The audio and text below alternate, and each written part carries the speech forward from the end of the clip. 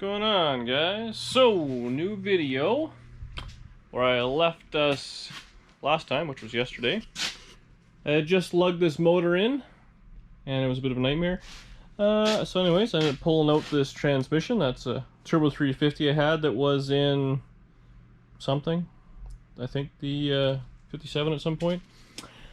So on this video, what I was thinking I would do is show you how I'm going to put these two together. And what all these kind of wires are, go through, thin out some of the stuff I'm not going to use, cruise control, power steering, air conditioning, kind of stuff like that.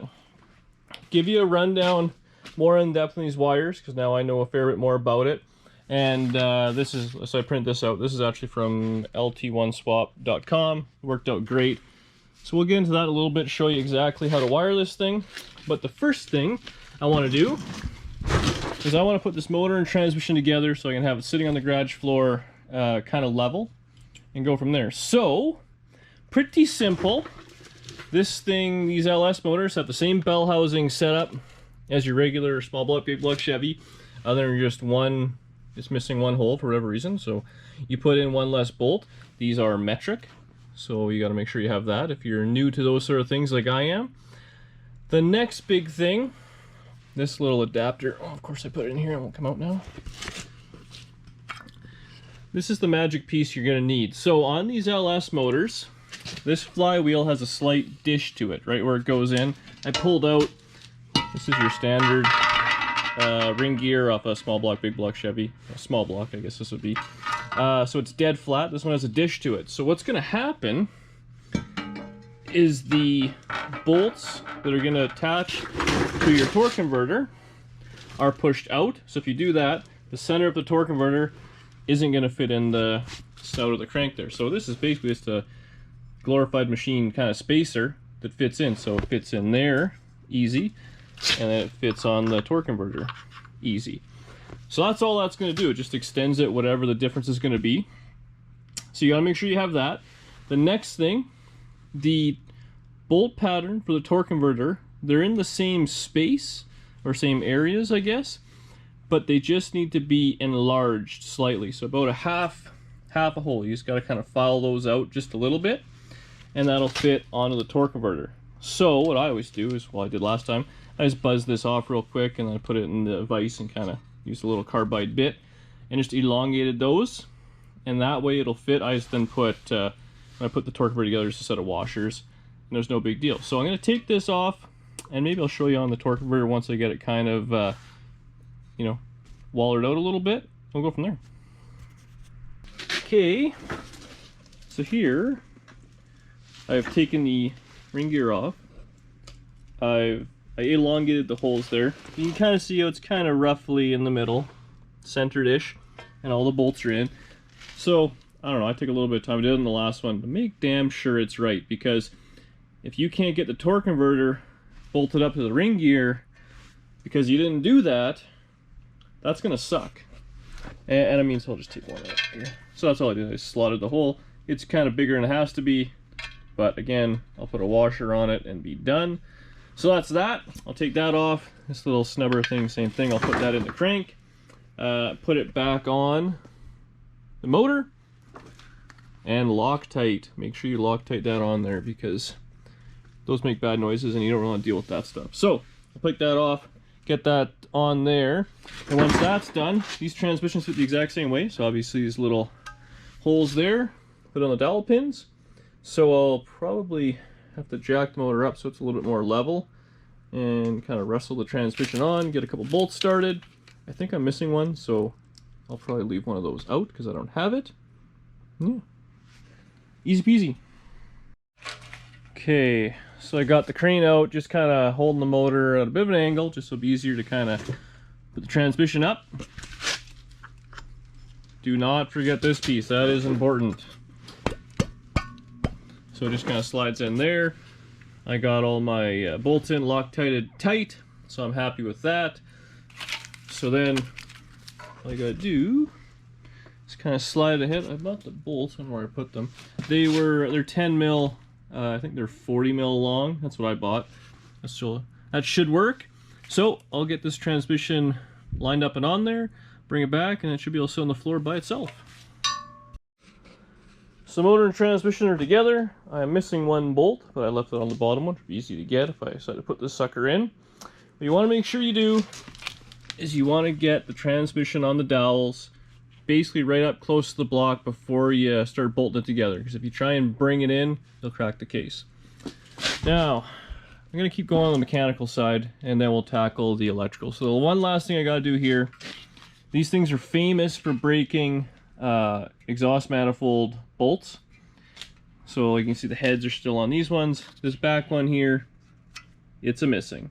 So I'm going to try and take this all off, and the front one's bust as well. So, I mean, plugs, or the, plug wires off, and I should just be able to hopefully zip these ones off. And I take the whole manifold right off, be down to the aluminum head. And then what everyone seems to do is they seem to weld a washer right to the stud and then weld a nut to the washer. So I'll give that a shot, and we'll see what kind of progress I make there.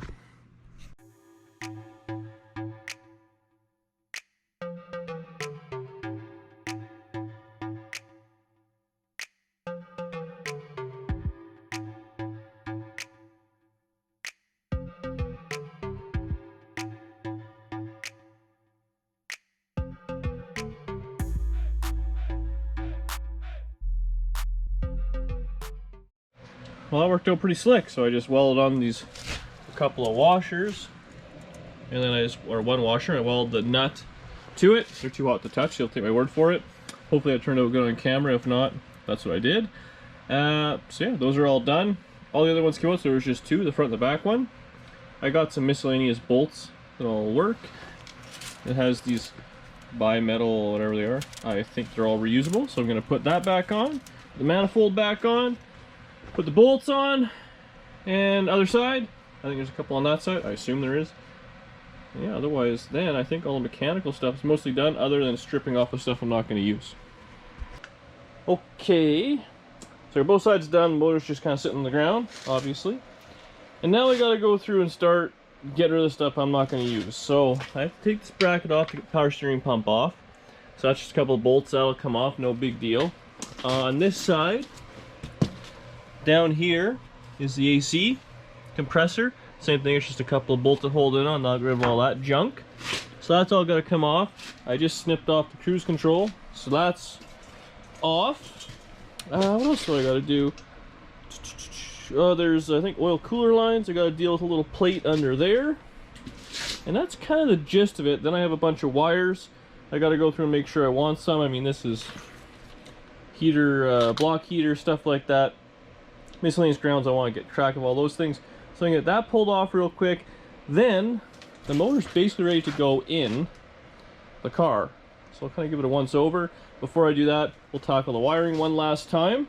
And I think that'll be it for tonight. And then maybe tomorrow the motor will go in. Sit in. No promises. So I took this bracket off. This is where the power steering pump was. It's now over there. And I had these hoses to a cooler. So that's junk. On this side, I'll just step around. This was the air conditioning. So it actually fell down in there, but that's the bracket you take off, which did fit right there. So that's all gone. Next thing I gotta do is make a plate or pinch this and weld this together. This is just for EGR or something like that. And then where it goes, same thing in the intake. Close that up as well. And then mechanically, I think I'm done. I probably just jinxed myself there. So I'm gonna bang on this bracket. Just so I did on the 57. So you can literally put it back on. It's just kind of 3 bolts into the head, and then 1 down here in the block. Holds itself on, and without the power steering down here, you just get a shorter belt and route it differently, and it works just fine. So that's what I'm gonna do again. Yeah. So I'll put this back on. I think I'm gonna tackle this wiring, show you guys as much as I know about that. So don't expect much. Alright, so here comes the educational part, which I don't know much about. So look at me like I'm a substitute teacher and I know 1 day ahead of the kids.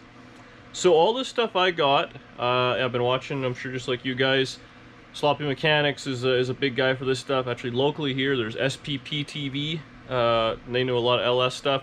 And then probably the guys helped me out the absolute most by far is Half-Ass Customs there, Brent there. Sold me the motor, helped me out, showed me how HP tuners works. That guy, he's killer. He knows how to do it. So what he did, and we kind of did yesterday, so we printed this off, I got today. So it's from this lt1swap.com. It's super common. So this right here is a little diagram of, this is the connector. Now this would typically go on the underside of the fuse block. So each one of these wires would have its own little fuse. So like, you know, on those Chevy trucks, it has a giant, you know, fuse block with a bunch of mini fuses in it. So that's what that's connected into. So you undo it. You can see that's a little bolt. That's where it is. So I went over this in the last video, but basically it's A, B, C, D, E, F up and 1 to 12 sideways. So that's how that is. This one I printed off is for $19.99. So you can print off every year. Again, this is, you know, take this with a grain of salt. I think 99 to 03 or 04 or something like that is one, and then kind of there's another block of stuff as well. But if you go on there, each and every year tells you what it is. I believe this thing's a 99 or 2000, so they're basically the same. So then, basically what you gotta do is this one has a wire on A3 is blue. If you do A, so that's the first one, 1, 2, 3 is blue. You go there, A3, dark blue, air conditioning, refrigerant, high pressure. I don't need that, so it's nothing. So basically you're gonna go across the whole way and see what's what. Now ultimately what Brent said, and ended up working out pretty much accurately, it's kind of hard to tell because it's all jumbled in a rat's nest. These light pink wires typically are switch 12. So that's it. There was 2 ground wires, and there might have been something else in there. It's a super simple thing. You go through, take your time, make sure every one was what it is, and you just kind of label it. These orange ones are 12 volts right to the battery. So I mean, the back of the alternator, whatever you want to do, they need constant 12. Very, very, very simple. Now a lot of these, when you start reading it, you go through, ultimately some are doubled up. So this one here, it's doubled up. There's 2 pink wires. I wrote on it, it's 6 and 8 injector. So one's going to go to each. Basically, they need power. So the injectors were all doubled up. You know, whatever it's going to be on the side. So 1, 3, 5, 7, 2, 4, 6, 8. And then there was a coil on each side, left and right, or passenger and driver, whatever it did there. PCM, there's one for the transmission, a few things like that. Under the advice of Brent, what he said, and I'm going to do the exact same thing. So you got to look if your motor is, you know, forward and back. He does his coil and the injectors on one side on a fuse, coil injectors on the other side on a fuse. He did the PCM and stuff on a fuse, and then everything else, whatever was miscellaneous, to one more fuse. So 4 fuses, 20 amp each, and there you go. So it's pretty simple. Now I believe on the truck these all would have been individually fused. So if one coil let go or one injector or something like that, it would blow one fuse. At this point, we're not doing that, right? So 4 fuses run the whole motor on keyed power, 112 volt, a couple of grounds, and that was it. Now there are a few things on this for the transmission and stuff, which I'm not using because I'm using Turbo 350, so obviously that is all irrelevant. So that's how that works. So I know it looks crazy. I mean, look how many pink wires there are. They're switch 12. I mean, ultimately, if you wanted to, and like Brent said, you could literally twist all these pink wires together, put them to switch 12 volts, and this sucker will run. Which once I heard that, I was like, okay, these are simple. And then there's one more connector here, which I went over yesterday. There's only 3 wires I'm going to use for this, because this was transmission, cruise control, all sorts of things like that. One is the OBD, so a scan tool. One was the tack wire, and one was something else. I don't remember what it was. The light on the dash. So I'll put some sort of just a red blinking light there, so I'll check engine light on this thing even if I want. So that's ultimately it. He then programmed the computer. I don't know where to put it, but it's pretty simple. There's 2 connectors that go to it. That'll be that. As for the harness itself, now this is where I guess everyone has their own little opinion. Put that away. Where am I going with this? So everybody you see on the internet, they will split all the wiring, do all that, and pull out everything that they're not going to use in a swap. Obviously, this old truck's not going to use a lot of stuff, all the AC stuff, all that junk, which I'm not going to use in this situation. And hey, you know what? You know what Brent does? And I gotta say, I like it too. If there's something you don't know or you're not going to use, he snips it, and there you go. It just becomes kind of part of the wiring harness. So this is, I guess, that's probably an O2 sensor, and this is actually, this would have been the rear O2s. Snip it, tape it up, it's done. So the wires will still be in the harness. If you want to call that a little rinky-dink, so be it.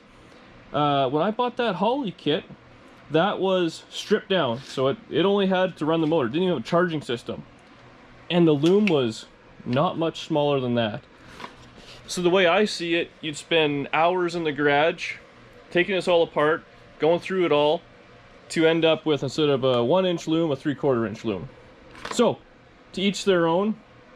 I mean, hey, that's the quick and easy way of doing it. I was, no bones about it, I bought that Holly kit because I was scared of this whole thing. And spent an hour with Brent, a guy who knew what the hell he was doing.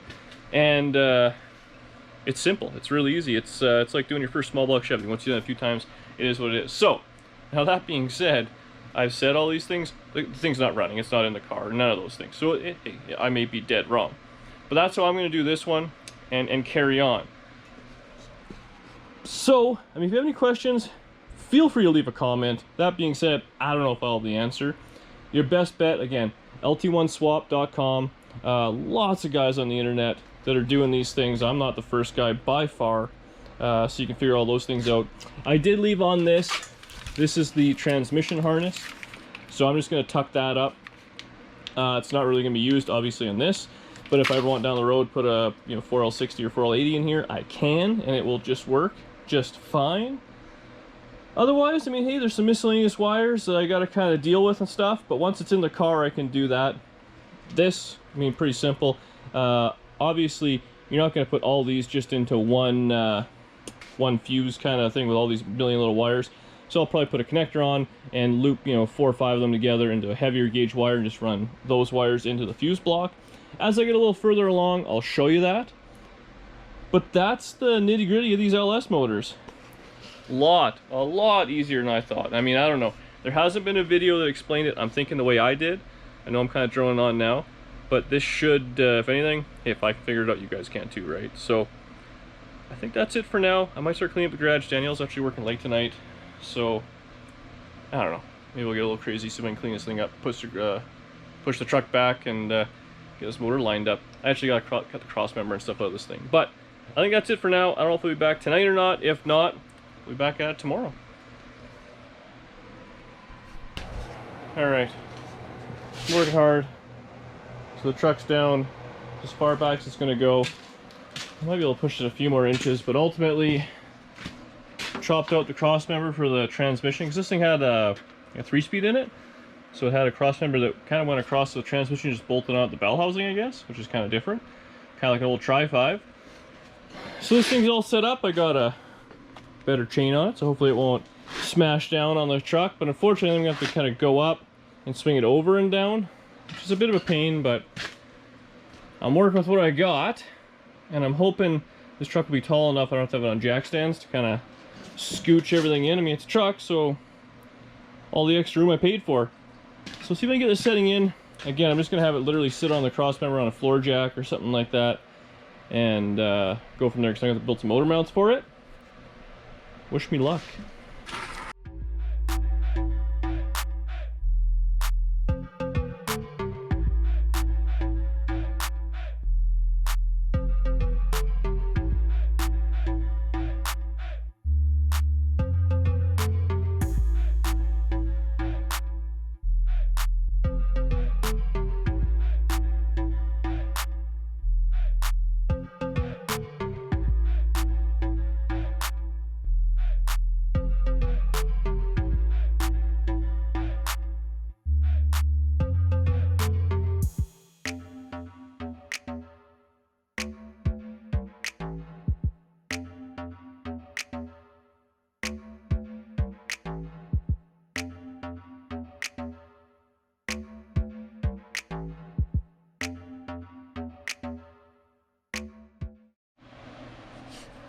Alright. That didn't go smooth. I didn't have enough crank on the motor and trans. I don't know if you guys noticed or not, but the thing was so high I actually had to go between the light and the garage door track. Just a pain in the ass. So it's in there. I'm done for the night. I've had enough. Danielle came home. She's gonna make some dinner. She actually worked late, so it's like 11 o'clock. I'm gonna put a floor jack into the transmission, leave this sucker as it is, and maybe it'll self-install overnight. I feel like it's enough for this video, so I'm gonna call it here. Thanks for watching. Tell your friends. Let me know what you think about this LS stuff, if there's a different way of doing the wiring and all that, because like I said, I'm winging it. And I'll probably put this video out in the next couple days, so you probably catch me before I do any work. Otherwise, like, share, subscribe, tell your friends. Really appreciate it. We're getting some traction. Buy a t-shirt below. I gotta wear one eventually, maybe on a live stream or something like that. They're pretty good. Yeah, tell your friends, like I said. Let's keep this sucker going. Alright, I'll see you guys on the next one.